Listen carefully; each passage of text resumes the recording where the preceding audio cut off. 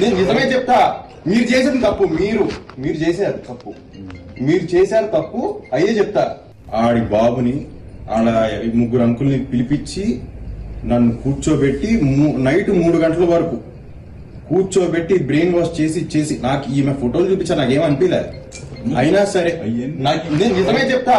మీరు చేసేది తప్పు. మీరు చేశారు తప్పు. మీరు చేశారు తప్పు అయ్యే చెప్తా.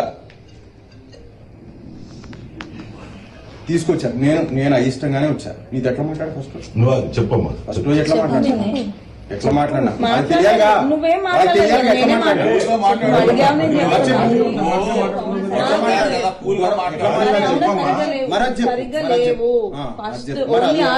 అడుగుతున్నప్పుడు అది చెప్పు. రాజు నీకు ఏమనిపించింది చెప్పు నాన్న, తప్పలేదు. అయిష్టంగానే వచ్చా. ఓకే. వచ్చిన తర్వాత వెళ్ళేటప్పుడు మళ్ళీ 7 లో ఆపి నన్ను 1 గంట కూర్చోబెట్టి మళ్ళీ అదే ఎవరైతే అంకుల్స్ ఎవరైతే వాళ్ళతో కూర్చో అమ్మా నాన్న మా కుటుంబం కోసం చేసుకున్నా నీకోసం కాదు.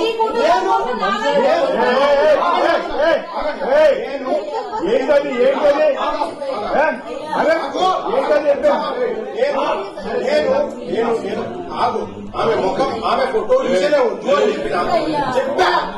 నువ్వు 10 మందిని పిలిచి నన్ను బ్రెయిన్ వాష్ చేయించి తీసుకున్నా. నువ్వు నీ తప్పైనా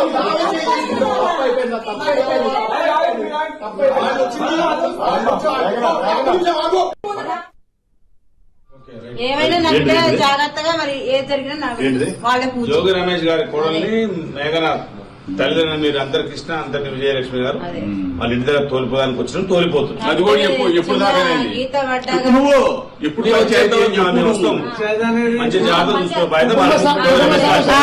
మళ్ళీ మీరు వచ్చే సమస్య పరిష్కారం అయ్యేంత వరకు దానికి చిన్న గీత పడ్డ వాళ్ళదే బాధ్యత. ఎప్పటి వరకు అనేది నేను చెప్తా.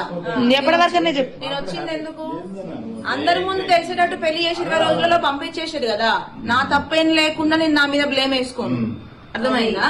నా తప్పేం లేకుండా నేను బ్లేమ్ వేసుకోను. పెళ్లి చేసి 2 రాష్ట్రాలకు తెలిసేటట్టు పెళ్లి చేసి 20 రోజులలో పంపించారు. 20 రోజులలో పంపించారు.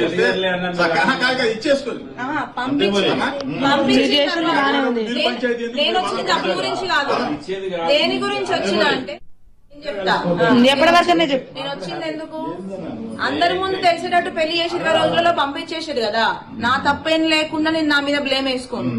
అర్థమైందా? నేను బ్లేమ్ వేసుకోను. పెళ్లి చేసి 2 రాష్ట్రాలకు తెలిసేటట్టు పెళ్లి చేసి 20 నేను నిజమే చెప్తా. మీరు చేసేది తప్పు. మీరు చేశారు తప్పు.